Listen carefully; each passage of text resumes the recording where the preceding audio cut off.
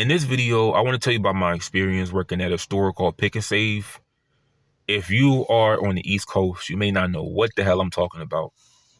But if you're from the Midwest, you will know what I'm talking about. Pick and Save is owned by Kroger.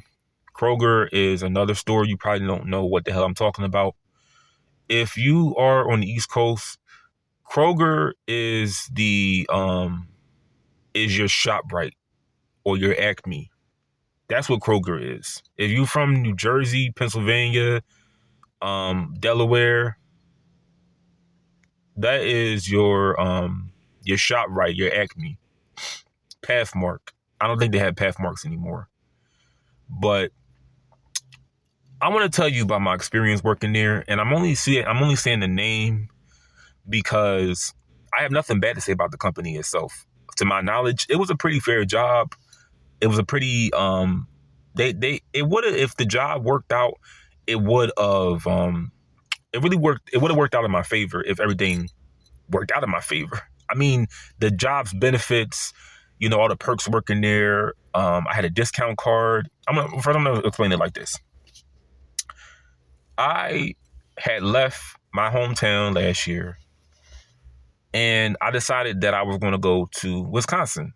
I thought that it was a good idea to go somewhere that is not known for much of anything. Now, to some people, they're like, "You're black. Why are you going to a white ass city, a white ass state like Wisconsin? Why would you go there?"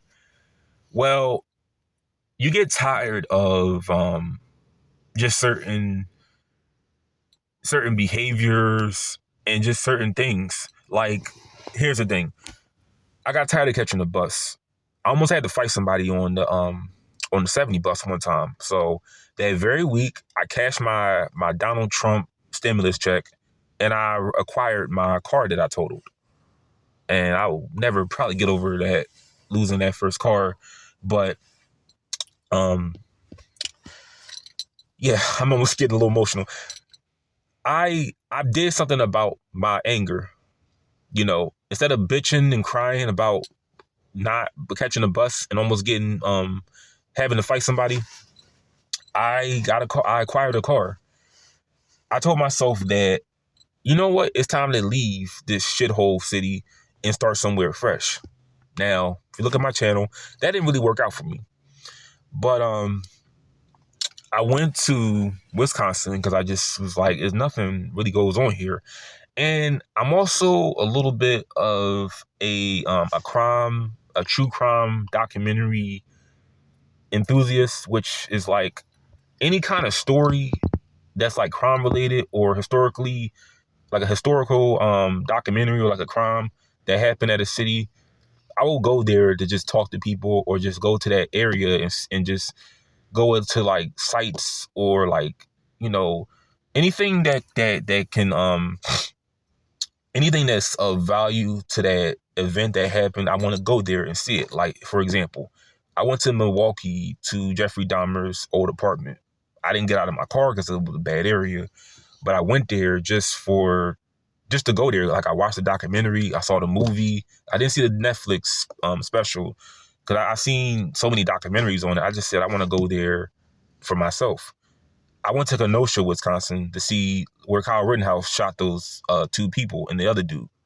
So just like I was thinking one day when I was in Wisconsin, like I may want to go to Nebraska next, where it was a movie called Boys Don't Cry.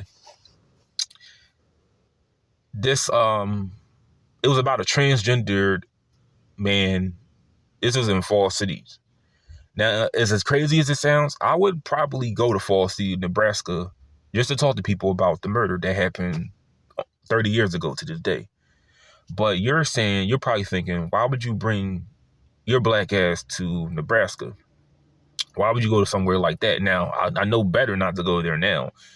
But before, I wasn't thinking about color or race. It was just, I was telling myself we're all just people. But get to the point of the video. I went to, Wisconsin, and I didn't really fit in there at all. I went to Milwaukee, in Milwaukee is not as developed as where this job was. I didn't like the job I had in Milwaukee. It was not something that it's just that I really didn't connect with the coworkers I had. They were not really my kind of people. They weren't my kind of people because, believe it or not, I wasn't black enough for a lot of the workers there. Some of them, they didn't they accepted me, but a lot of them there, they felt like I was they said some very unbecoming shit about me. I'll just say that. So and they felt like I was banned, I was conceited because the way I talked. And yeah, I was telling myself I gotta get out of here because this is not something I want to do. And I wasn't making money because, understand this, I was working at a restaurant, and I didn't want to be in the kitchen because I just was like, I'm not doing this anymore. So I work in the front of the house, and it was just a lot of bullshit at that job, a lot of backbiting going on, a lot of sneaky ass shit. So I applied to a job in this city called Wales, Wisconsin, which is confusing because these little ass cities, these little ass towns, they are basically like they're like they're just like little they're little like small little areas. They're not really towns. That's what I've learned.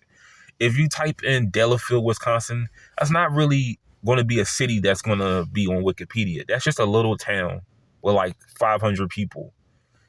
But I go here and I apply for the job, and at first I didn't think I was going to get it because I had an interview.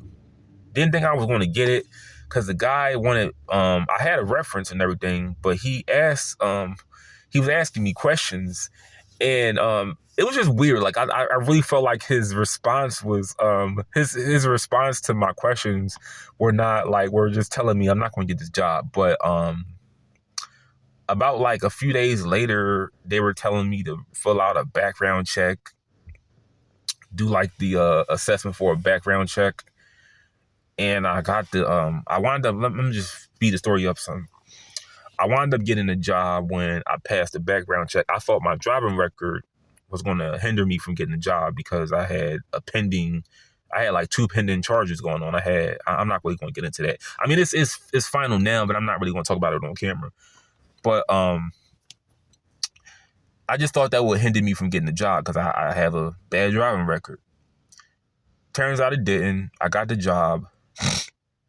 And then I did this training for like a day or two. I did all these videos. They were telling me, about what would you do in a workplace threat, like a situation where somebody brings a gun to work.